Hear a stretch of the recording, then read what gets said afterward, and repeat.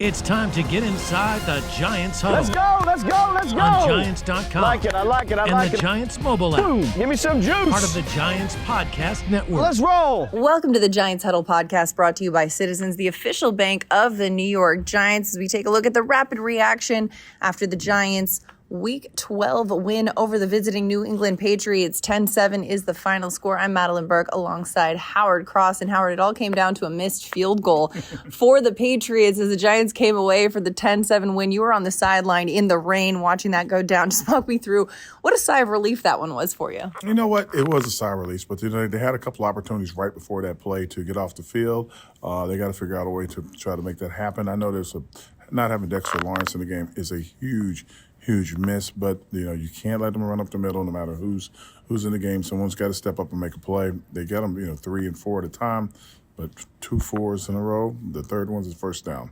Yeah, and I mean, you mentioned not having Dexter Lawrence. That, of course, was a big loss for this defense. The nose tackle missing this game, not active today with a hamstring injury. But the Giants' defense still the key for this win. The Giants winning the turnover battle 3-1. Xavier McKinney, Bobby Okereke, Deonte Banks, each with a takeaway in this game. And, the Bobby Okereke interception, he ran that back 55 yards. I know he was kicking himself after the game, saying, I should have gone all the way to the house. But that one set up the Giants' touchdown, the first half touchdown by Isaiah Hodgins. How important is it for this Giants defense and what you saw from the players that stepped up in the absence of Dexter Lawrence? I think they did a good job. Like I said again, the takeaways are key. Sometimes takeaways seem to be luck, but in this case, if they're throwing the ball to you, you have to get it.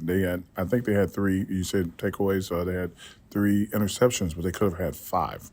There were 2 others that were dropped, hit right in the hands. One of them that was perfect. It was a tip ball. It was floating in the air, and they just couldn't get to it in time. But when you get opportunities like that, that's what makes the difference in games. And the defense did an incredible job of taking advantage of the takeaways. Kayvon Thibodeau also really stepped up. We saw a lot of hustle from him, and not all that hustle translates to the stat sheet. But he was getting after it. He was putting a lot of pressure on the quarterback. He was very active on the field today. And as we look at what kind of growth we've seen from Kayvon Thibodeau in year 2, I mean, we talked about earlier this week reports about him kind of leading the film session. And Coach Brian Daboll walking in, seeing that as a young player, stepping up, saying, we're becoming a family in film. What does that signify to you, and what kind of a leader he is for this defense? It means it's just one body, one organism, kind of, so to speak. So that when he's speaking up for the team, he's only here for 2 years. It makes it look like that anybody could speak at any time. But the great thing about him is that he's not just talking; he's actually reacting at the growth that he has. And setting the edge on the defense and turning plays back inside, making a play from the backside when the ball's being run up. I think that people think when you hear about sacks, you hear about a guy who has double-digit sacks, and you're like, wow, he had a great year. But the reality of it is a sack, you can have 1 sack a game for 16, 17 games, and you're an all-pro player. Right, and that defense translating to offense as well. I mean, we mentioned that Bobby Okereke interception. That was it turned into an Isaiah Hodgins touchdown right there. Jalin Hyatt, another player who really came into his own today, 109 yards receiving on 5 receptions, both career highs. He had a 41-yard long. He had a 20-plus yard reception on each of the first 2 possessions for this Giants team. It seems like he and Tommy DeVito are developing quite the chemistry, and he's coming into his own as a young wide receiver, really getting used more and implemented more into this offense. That's kind of rookie-to-rookie kind of moment. You ever think about they started out rookie camp together. They go to OTAs together. They had mini camps together. So he caught a lot of balls from Tommy, and Tommy, got to see him on a lot of routes. As Hyatt grew in his role with the team, they kind of separated, but still, they still run a scout team together. They still have a lot of opportunities to see each other. So the chemistry that would be there would be because of the rookie coming in together and having that opportunity to play together. You're ready for a change. Payday comes early with Citizens, so go to that retreat. New you moves to the country. Now you're raising goats and launching a lifestyle brand. Are you ready for all that life brings? Yeah, and Jalin Hyatt actually mentioned that too in his post-game sound at the locker room, and was saying, hey, goes back to rookie minicamp and OTAs and spring ball and all that kind of stuff. They really got a lot of work together. They have that chemistry building, and of course, we got to mention Tommy DeVito. This is his first start at MetLife Stadium in the regular season, the first one that counts. He had about 200 friends and family members in attendance. The passing paisano has been a movement out here in New Jersey. And again, second straight win for Tommy DeVito, second straight win in which he didn't throw an interception. He did, of course, get credited with that fumble as they fumbled the ball on that jet sweep, trying to hand it off to Wan'Dale Robinson in the first quarter. But protecting the ball for the most part, getting a passing touchdown in there as well, and finishing the game 17 of 25, 191 yards passing and a touchdown with a passer rating of 103.9. Tommy DeVito is really, it seems like they've a little bit taken the reins off of him and let him air it out, let him send it downfield, like we mentioned with those Jalen Hyatt passes, things like that we have seen from Tommy DeVito that has shown as an undrafted rookie quarterback lots of confidence still.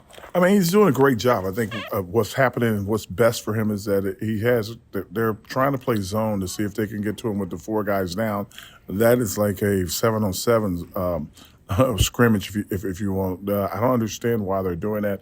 I think if you have a rookie bring pressure, when you bring pressure, you usually get to him. The thing that Tommy does is that he'll eat the ball. He won't throw the ball. He won't put it in harm's way, which is a good thing for him.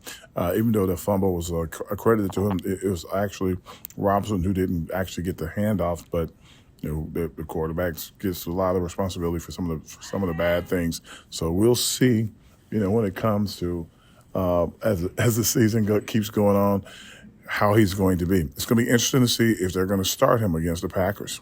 Right, because, of course, that's the next game. The Giants have back-to-back wins heading into the bye week. But they've got a Packer game coming up on Monday Night Football at MetLife Stadium, December 11th. Lots of questions because, of course, the bye week gives players an opportunity to get healthy. Will Tyrod Taylor be back in that one? Will it be Tommy DeVito? Will they be riding the hot hand?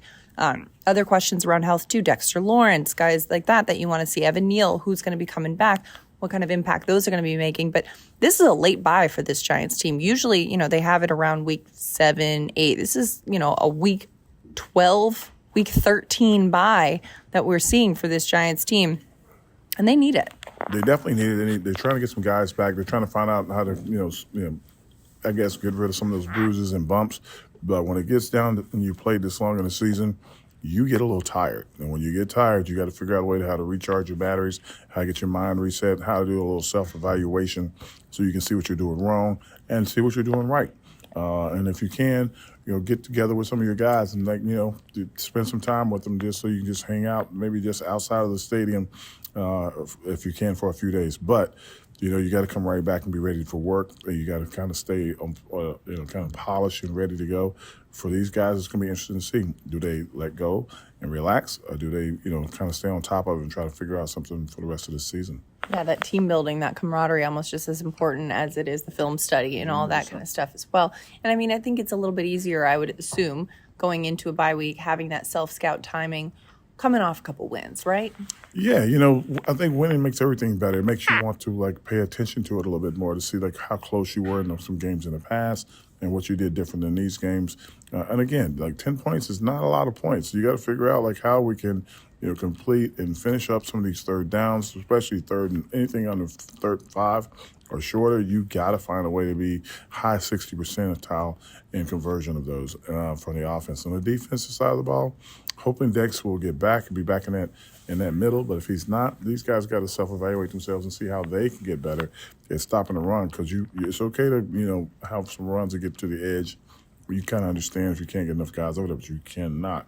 I mean, you cannot let guys run up the middle because that kind of deflates your defense. Kind of hurt, it kills your personnel. Everybody gets tired from everybody jumping on top of everybody, and it's kind of hard. The other thing I think they need to look at, as a team from a defensive standpoint, how do you stop that wide out screen? Because that seems to be, since the Miami game showed it so well, I think other teams are picking up on it. They're trying to use it, and the Patriots did it. I mean, countless times, over and over and over again. You love turf. You're good at it. So you start a turf biz. Business grows, your savings grow. Become the most celebrated name in turf. Are you ready for all that life brings? Yeah, the Patriots were running screen pass after screen pass, it seemed like, today. And you mentioned running up the middle. I'm sure the absence of Dexter Lawrence probably made that a favorable call as well. But, Giants only with 10 points, as you alluded to as well, just 220 total yards of offense. Saquon Barkley, one of the key offensive players, he finishes the game 12 rushing attempts for 46 yards.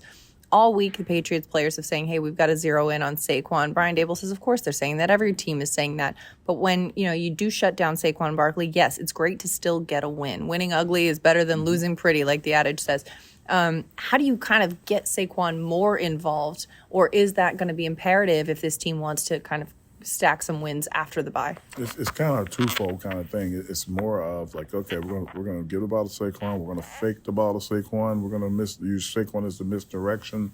If all eyes are on Saquon, we're going to find different ways to keep the eyes on him. He doesn't always have to have the ball. I think like some of the plays when they're running the ball, especially when they're trying to run it around the end, and the entire defense is flowing that way, then you bootleg it back to the opposite side, which leaves a lot of guys open on the backside. You saw that with the Hodgins kind of touchdown. Everybody kind of came in on the slant, and he runs a whip route on the outside.